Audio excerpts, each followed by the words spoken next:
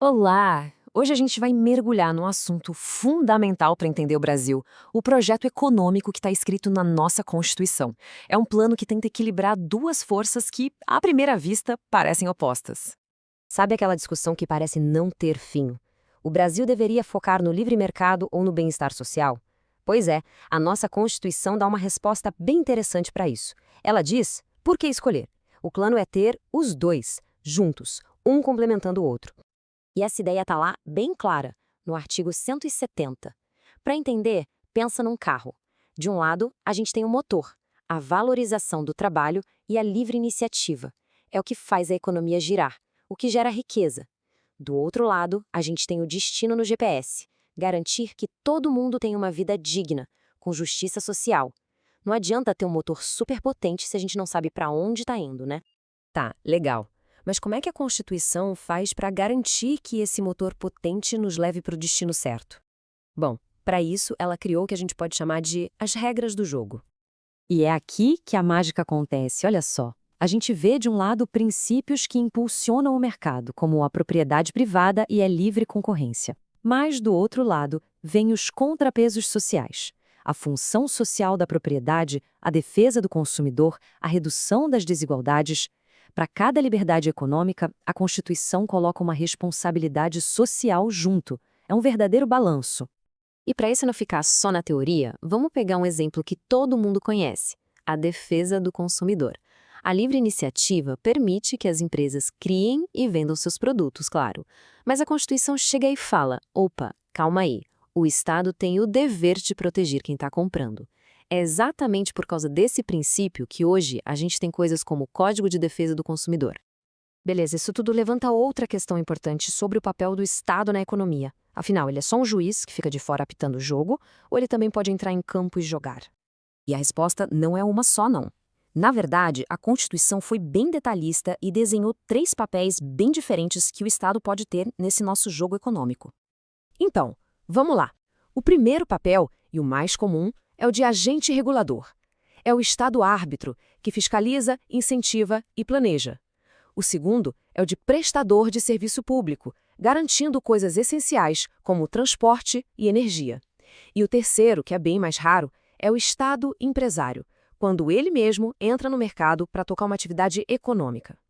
Mas olha, esse ponto é fundamental. O Estado virar empresário não é a regra, é a exceção da exceção. A Constituição só permite isso em duas situações muito específicas: quando a segurança nacional está em jogo ou quando existe um interesse coletivo muito grande. A ideia não é que o Estado saia por aí criando estatais para competir com a iniciativa privada, mas que ele atue em áreas superestratégicas quando for indispensável. E aquele planejamento que o Estado faz, como fica? Imagina o seguinte: para o setor público, ou seja, para os órgãos do governo, esse plano é uma ordem, é determinante. Já para o setor privado, para as empresas, o plano é como uma sugestão, uma dica, é indicativo. O Estado mostra a direção que acha melhor, mas não obriga ninguém do setor privado a seguir. Mais uma vez, o equilíbrio em ação. Bom, a gente já viu a teoria, né? Agora, que tal ver como esse mapa constitucional funciona na prática, no dia a dia, moldando as nossas cidades e também o campo? Quando a gente fala das cidades, o conceito-chave é a tal da função social da cidade. O que isso quer dizer na real? Que um terreno, um prédio, ele não serve só para o dono. Ele tem que servir para a comunidade toda. E a grande ferramenta para garantir isso é o plano diretor, que é tipo a lei maior do município, ditando as regras de como a cidade deve crescer. E olha que interessante, isso não é só uma sugestão, não. Para qualquer cidade com mais de 20 mil habitantes, ter um plano diretor é obrigatório por lei. Mas e se o dono de um terreno simplesmente ignorar o plano diretor e deixar o imóvel lá parado só para especular? Aí a Constituição entra em campo com uma série de medidas. Primeiro, a prefeitura exige que o proprietário construa algo ali ou divide o terreno. Se nada acontecer, o IPTU começa a subir, ano após ano. E se mesmo assim o imóvel continuar abandonado, em último caso, ele pode ser desapropriado. É a função social passando na frente do puro interesse individual. Saindo da cidade e indo para o campo, a gente vai ver que a lógica é bem parecida. A terra também tem que cumprir uma função social.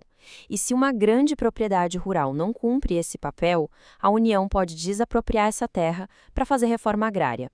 Mas o que é exatamente cumprir a função social no campo? A Constituição é super clara sobre isso. A propriedade precisa atender a 4 requisitos ao mesmo tempo. Tem que ter um aproveitamento racional, tem que usar os recursos naturais de forma sustentável, tem que respeitar as leis trabalhistas e tem que garantir o bem-estar de todo mundo que vive e trabalha ali. E aqui, de novo, a gente vê aquele balanço perfeito. Uma terra que não cumpre sua função social pode sim ser desapropriada. Por outro lado, a Constituição protege a chamada propriedade produtiva. Essa não pode ser desapropriada para a reforma agrária. O recado é claro: ser dono da terra é um direito, mas fazer ela produzir e cumprir sua função social é um dever.